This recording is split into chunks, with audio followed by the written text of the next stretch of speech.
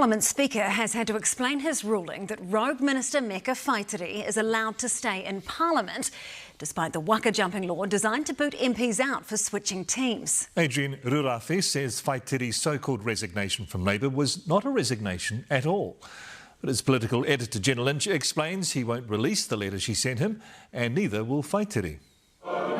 My oh my, Meka's made a mess. Her failure to follow through on her commitment to cross the floor. The decision to cross the floor is not an easy one, but it's the right one. Has caused an almighty constitutional confusion. Even the boss of Parliament all in a fuddle. Gosh, I can't remember which.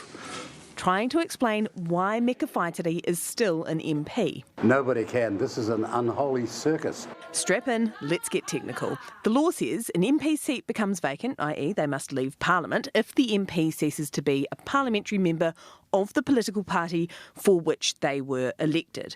To meet that, either the MP must deliver a signed written notice to the Speaker resigning their membership from their political party, or a written notice saying they wish to be recognised as either an independent member of Parliament or a member of another political party.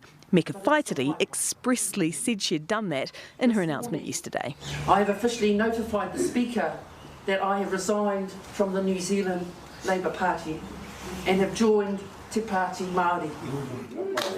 I think that sort of letter would have been enough to cause Meka Whaitiri to no longer be an MP. It might be one of the reasons why it wasn't sent. But Speaker Adrian Rurafe says whatever he was sent didn't meet the threshold of the Waka jumping law, that her letter simply said Labour wasn't allowed to cast her vote in Parliament anymore and she wants to sit with the Māori Party. He won't release the letter. Speaker, I receive correspondence with members daily. It is extremely important that members can trust that all such correspondence can remain confidential. The architect of this iteration of the Waka jumping law we're all talking about says Meka Whaitiri must release her letter, and the Speaker said she can. You've got to find out what Meka Whaitiri wrote to the Speaker about. And we're still waiting to hear from her. I think what Meka Whaitiri should do is release publicly exactly what she said to the Speaker. The Māori Party wouldn't be interviewed by us today, nor Meka Whaitiri. When we asked President John Tamahiri to send us the wording of the letter, he messaged back, "We took advice and are happy with that. We are not accountable to you, we're accountable to the law." And in case you're wondering, no, Meka Whaitiri still hasn't given the boss a bell. I'd expect that I would have at least received a phone call, so obviously I'm disappointed that that hasn't happened. Just as in the dark as the rest of us. Well, OK, Jenna, is it likely that this letter will ever come out? There's no way to force it out like government information, because Parliament itself is not subject to the Official Information Act in the same way that government information is. So the keys to unlocking all of the answers to all of the questions that we have lies with Meka Whaitiri and the Māori Party. They have not done their jobs this week. Not a single one of them has turned up to a single day of Parliament, and that's meant they've avoided scrutiny about the mutiny that they just pulled on Labour. Next week, that ends. Tuesday, they are due back here. That's when dodging questions ends and accountability begins. OK, and Jenna, just changing tack here a little bit. You've heard some more about the Greens crybaby scandal.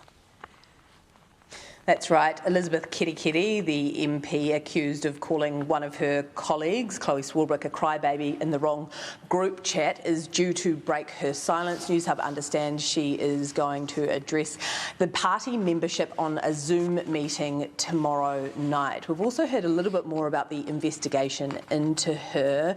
The leadership wouldn't put a timeline on that investigation, but I'm told it is going to be dragged out for months, and that is because Elizabeth Kirikiri is allegedly employing stalling tactics that could drag this out close to election season. Our political editor Jenna Lynch there live from Parliament. Ngā mihi.